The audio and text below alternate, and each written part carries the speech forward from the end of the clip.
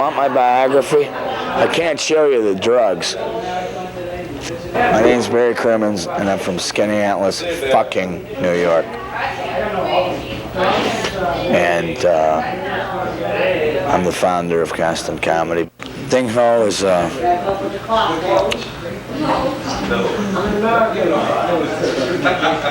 something to be proud of. It's a success story. That's all. I spent a lot of time here. You know, the reason I handle all this other garbage is if you want something done right, you do it yourself, pretty much. And so, you know, I kind of like made my own break here so far. But now, this wheel's on fire.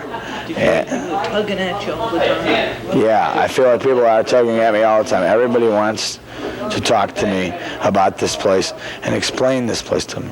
Nobody wanted to talk to me about this place when I wanted to talk about it. When we first started, everyone was going, sure, that'll work. But now that it's a success, everyone has a lot of tips for me. And I don't want any more tips. It's worked pretty good. And believe me, I have my select crew of advisors, and I do hear other stuff when it counts. But generally at this time of night, you know, like I don't want to talk about comedy. I want to talk about the Yankees, you know. I want to talk about Lady. I want to talk about having a good time, listening to a tune or something, you know. It's fun, but I've been involved with comedy for a long, long time now. And the difference, real comics have two things, heart and balls, okay? And I'm sorry to slight the Elaine Boozlers of this world, but I've never seen a woman comic that is as good as any of the top 10 male comics in Boston, ever. Who do you want to name? Phyllis Diller? Yeah, right, great. Plug your hand into a wall socket and go out and talk about Fritz or Fang or whatever. You know, I don't care. If there's funny women around, come on out. We really need you, because I take a lot of shit because there's not women around, you know. I don't know why I got on that subject, but at least it's on tape now, finally, you know. Comedy has to be based on the merit system, because if the crowd does not respond, it doesn't work. And there's a lot of funny pricks that work in this place, and they're funnier than the people that aren't working in this place, and that's what this place is all about.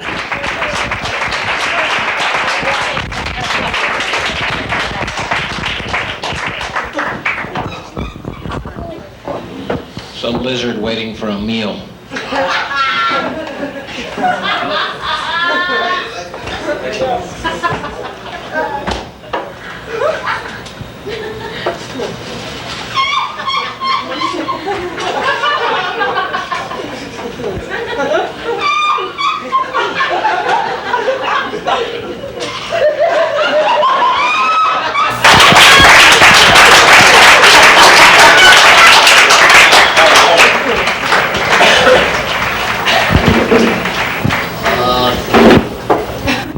I think I present a bit of a paradox, because here I go up on stage and I'm not really talking much, and yet I'm making people laugh, and they're trying to figure out what it is that I do.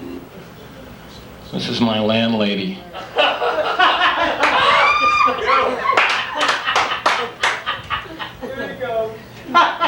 Well, Barry, what smells so good? Where did you get it? The store. On the block? The block! Oh, Barry! And what smells so... What do you make in the stove? Water!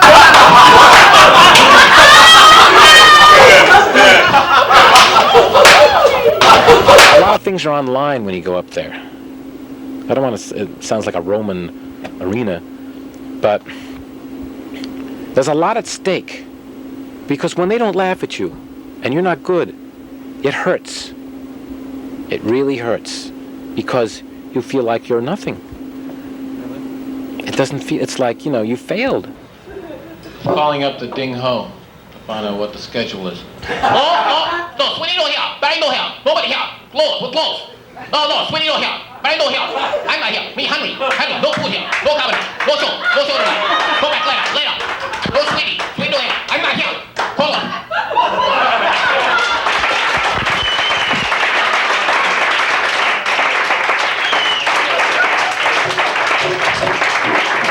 night, crew. Everybody should just treat each other well, because there's a lot of pain out there, and comedy has nothing to do with alleviating it. It's just a distraction, man. And people that say that the reason comedy does well is because the price of Tupperware is too high are idiots. Comedy's doing well because finally the forums have been developed for us to go out and get the job done. And comedy would have worked just as good in the Civil War as it works now, or at any point as it does now. Fortunately, we've gotten past this mother-in-law garbage, and we're dealing with concepts and contexts, and we play God with them, and we exaggerate, and maybe we scratch a few itches that you have that you didn't know you had. But when you get that itch scratched by a comic on the stage, that's what the real new comics are doing, or over the last 20 years or so. We're scratching itches that you don't know you have, because it's a massive assault. It's electronic age that we have. There's always so many people around making noise and stuff. You never know what to do, really, because your senses are constantly assaulted. And your senses are being assaulted right now by me because you're watching me on some electric thing. And it's making us weird. But if I can pick up a few dollars from it, who gives a shit? Actually, I'm used to working with stiffs. I mentioned this before. And, this is not a problem for me. I see the comedy or embalming, and I think maybe I should go back to the embalming. A lot of us have to do other jobs, and apparently you're saying shit. I hope they are. And I used to be a teacher. I was a teacher for a long period of time, and I lost my job through 2.5. Now, some of you people apparently, the ones that are actually not common, some of you people are probably saying, I've lost my job. And the weirdest thing now is when you go out and try to get a new job, be honest, you have to fill out these forms, and they're very sophisticated. Years ago, they'd say, when can you start tomorrow? Now you go out, they fill out the forms, they're asking questions like, I saw this Wednesday, they're asking questions like, what have you published in the past year? Are you willing to relocate? What foreign language do you speak? These are tough questions. Why do they say, fuck it, I don't want to work at Burger King. People like me, when you get those forms, you immediately screw them up because you write above the line instead of below the line. And you have to bring the thing back up to the guy. That's the worst time, because at that point, you look like son of retardo going up there. I need another form. The guy's going, yeah, sure, scum boy, you know? Then you bring the thing back. I get so embarrassed, I start copying shit off the guy beside me. And I'm going like, can I borrow your date of birth? I got one, I'm a little worried about it, that's all. A friend of mine was working for the city boss. He lost his job, so he was a sketch artist. Now, I don't know if you're familiar. Up until maybe 2.5 what's that, 3 months now, he was a sketch artist. Now, there were 9 in Boston. They worked at the police department. And before, they used to actually, if there was a crime committed, you would go in, and you could describe who committed the crime, and maybe through the talent of the sketch artist, you'd actually establish who the perpetrator of the crime was. Not anymore. Now, as an example, say for instance you're robbed in Boston, you go in there, one cop, and he sits across me at the table, and he brings out a Mr. Potato Head.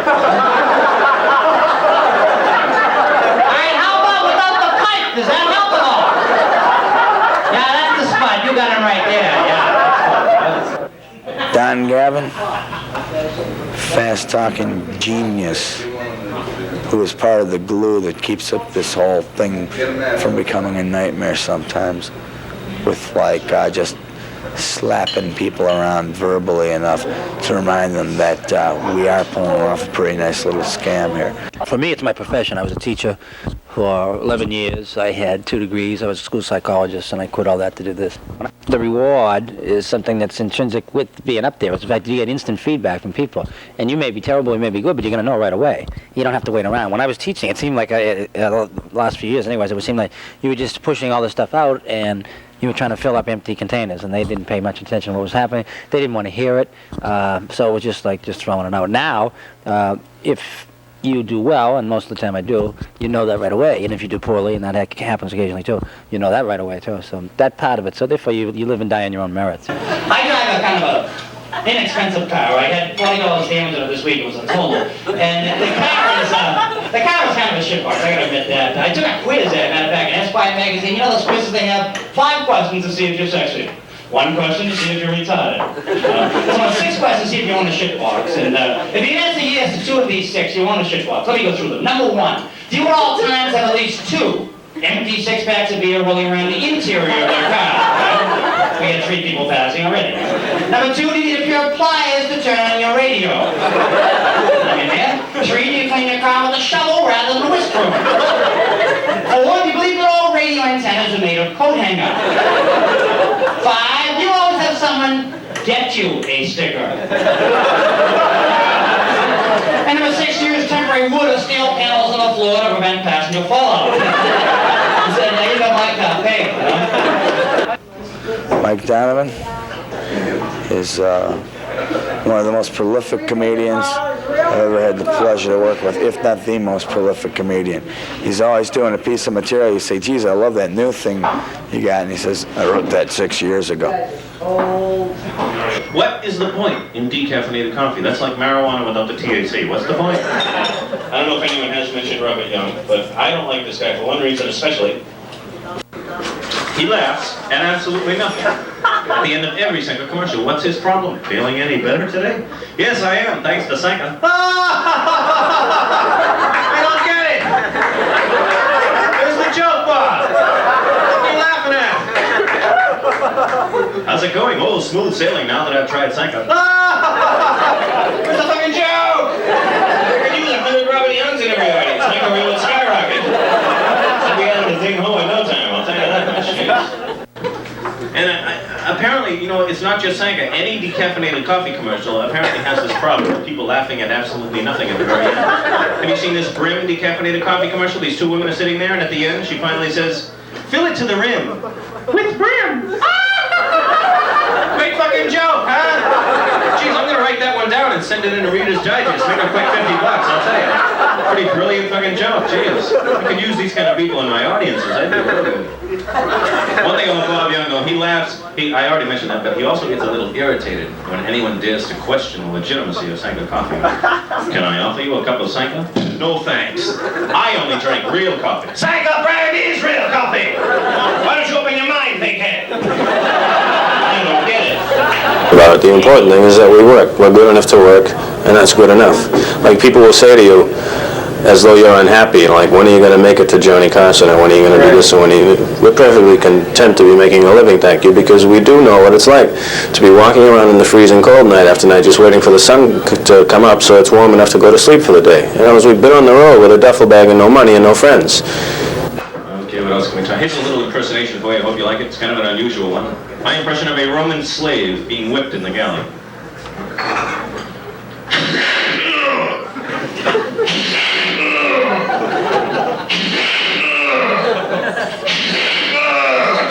All right, maybe it was too sick. I'm sorry. She's looking at me like, yeah, you're right. You are too sick. You're a real asshole.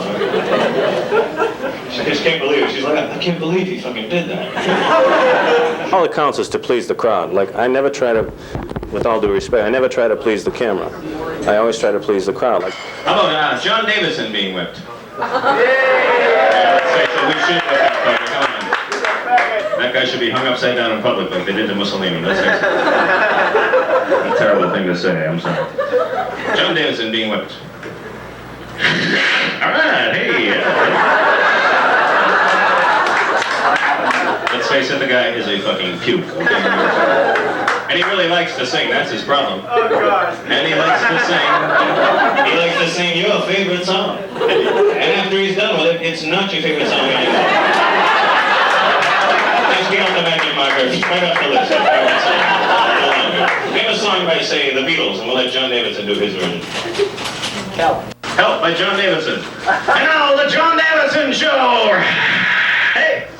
Yeah. Hey, hello, yes, yes, I need somebody. Hello, yeah, not just money. Hello, yes, you know I need somebody. Help, baby, help me. Oh, no, get that shit out there. then again, I smoke a lot of pot before I go on sometimes, so I guess we all have our little habits. Yeah. Well, how about somebody else everybody hates? How about Howard Cosell? Howard Cosell being whipped. Ow, the unbridled audacity. Ow, unmitigated pain. Which is what how it is. Let's face it, the guy must die soon. I like everybody individually. I love everybody individually. Collectively, they've become an extreme pain in the balls. And just all I hope is that In a while, when I leave, I've got good enough syndrome developed that it will last. It's just a matter of like putting the plug in and things will work. Because I never want anything to happen to this place. Because I love the Ding Hall, and I love Sean Lee, the owner, and I love most of the comedians that I work with, almost every single one of them, and I think a lot of them. And this place is magic, and then there's been a lot of magic here, and I kind of like that. But you don't want to fucking hear about me. I do. So it doesn't matter. This shit isn't going to show up in the fucking show. Look, we're in here with urinals, all right? You see this? This is where this guy chose to film. And it's only... Oh, yeah, blame it on lighting. This is black and white. You could use a candle and get pictures out of this stuff, okay? Cut it out. Mike MacDonald gets the job done, pleases the crowd, and works his balls off. He's a tremendous comedian. Planes to get there and back to do shows. And I don't like to fly, basically because we've been having a lot of problems staying in the air lately. What is it? First we get a little snowstorm, Washington, D.C., 14th Street Bridge. Boom! Crew cut. And then our own boys, the Thunderbirds. Into the desert. Gum, gum, gum, gum. Take that dune. And then World Airways at Logan. The plane's still there, just a hull. I think we can stop. Oh, call the insurance company. 2 days later, they go, well, yeah, maybe a couple of guys are missing. Then a week goes by. Japan, Tokyo, Japan, into the bay, 727, splash. All the Japanese are on shore going, oh, good picture. Hey, I don't like to fly. The reason I don't like to fly, as soon as you get on the plane, the stewardesses tell you what to do in case the plane is going to crash. Hey, I know what to do. I shit my pants. Pilot comes on, the horn says we're going down. I give him 30,000 feet up. They got those little masks that come out of the ceiling. They're not there for oxygen. They're there to muffle the screams. I know I'm not going to be one of the lucky guys who has the heart attack or the stroke on the way down. A full minute and a half before impact, I'm the guy trying to claw his way out of the emergency exit. Oh, Jesus! Oh, my God! Oh, he ain't been to church maybe 3-4 years, but I figure we're pulling out all the stops here. If God can get me out of this one, I'll be on the fucking 700 Club tomorrow. Some PTL members here. Sit down on the plane, they got the little flap in front of you filled with barf bags. You can feel real confident about that flight. Also there, when I flew, was this pamphlet. Pamphlet is entitled, Just in Case. Just in case I crash into a stinking mountain. I don't want to know about this stuff. You don't get your friend's car and they hand you one of these. You imagine getting on the T? Where are you going? Ding ho. You better read just in case. Come on in, Mike. Yeah, look at this. See this? This is what you get when you're 16 years old, and you get a turquoise, 17 now. Ooh. Well, we're going to get you a girl next who's working on boys right now. But we're going to break him in. He's got the turquoise and the golf sweater on. What did you shoot this morning? 67. 67. What did you get on the second hole? Get a picture of his hog. It's the smallest Jewish hog in the world. Yeah, you want to sing? What do you want to sing? Come here. What's your name? What's your name? Come here. Let's get him on TV. He doesn't know his name? Cut it out. We'll get your hog on TV. Get over here. Oh, all right. Over to 5. All right. Do you got any bone? I'll have one for you over there. How's that? Good. I got it, but Nobody here has any fucking bone at all, including me. I have no idea. Comedians love dope. That's a fucking regular thing. We all love dope, okay? You can put that on the air over fucking BU. Would you like to be on TV? What's your name? Ralph. Ralph. How the hell are you, Ralph? What's your... what do you do for a living, Ralph? I attempt to program computers. Oh, he's a computer guy. I bet he works on 128 somewhere. No. No? No. Do they have computer places other than 128? Get Ralph's hog on this. Silicon Valley, they do. On Silicon? Where's Silicon Valley? California. You live in California? No. You're fucking confusing me now, Ralph, okay? Do you want to work in California? No, I just travel. You travel all around the country? Yeah. And what do you teach people about computers? I don't teach, I just do. You do? Well, this guy's obviously fantastic and makes hundreds of thousands of dollars. You can tell by the way he dresses. Oh, yeah. It's something about, yeah, watch it, you're pissing on the floor, Ralph. Cut the shit. Try and hit the big urinal there, all right? Yeah, but look at your shoes. Ron Reagan Jr. giving head. Next. Next one.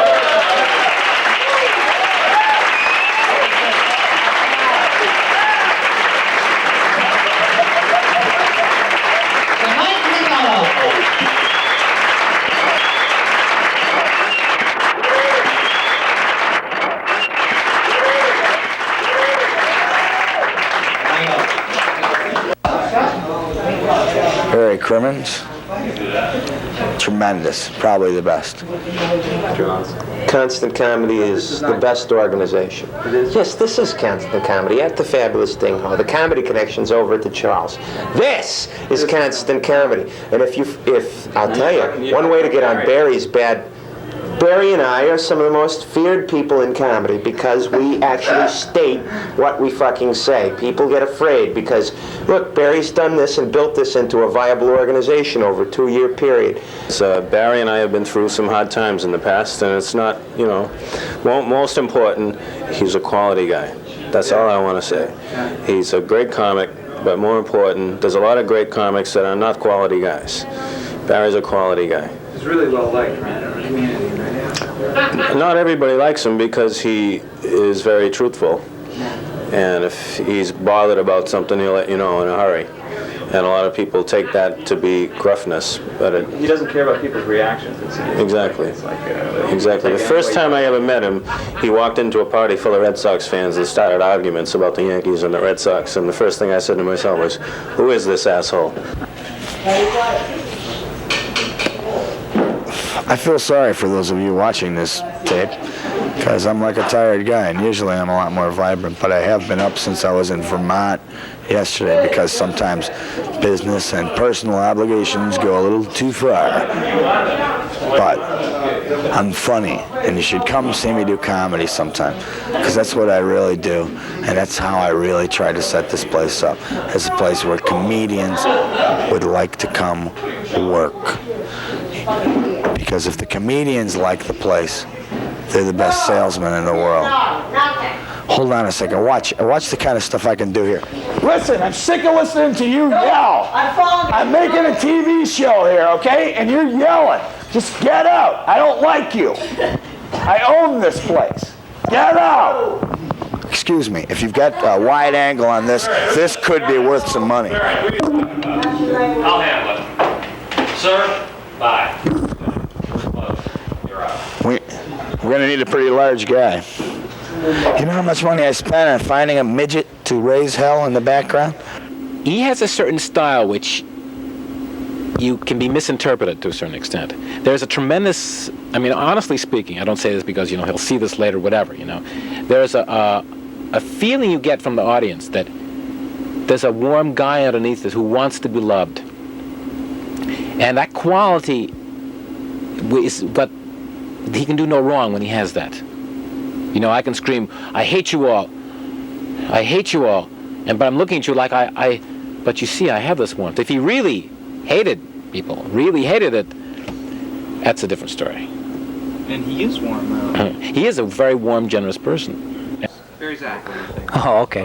Now, is this supposed to be straight? Is he going to get to see this thing at all of it? No, I mean, I'd give him some shit if he was going to get to see it. If he was going to get to see it, I'd give him some shit. Yeah, he'll see it. Oh, okay. You asked me about Barry Crimmins as a comedian. Other than the fact that he knows the Chinese people personally, he would never be working. That's pretty much sums his stuff up. It's stolen, it's trite. A lot of the stuff, in fact, he has one of my notebooks. I know that as a fact. And that's where any piece of brilliance that he might have had, it came from that notebook. He's a slob, too, on top of that. You look at the guy. His body is gone. Physical presence is non-existent. Man has snots in his nose. He just, there's nothing that he does well, okay, that I know of. Other than that, I'd say he's scum. that's pretty much how I would surmise his work, you know. No, being honest, everything I said was true. So I'm Barry Crimmins, trying to be a good guy, but putting off a nasty aura most of the time so that people don't go to me all day long. Because if I answered every question, or if I was available to every person that wanted to talk to me, man, there just isn't that kind of speed around anymore. That's all. Goodbye.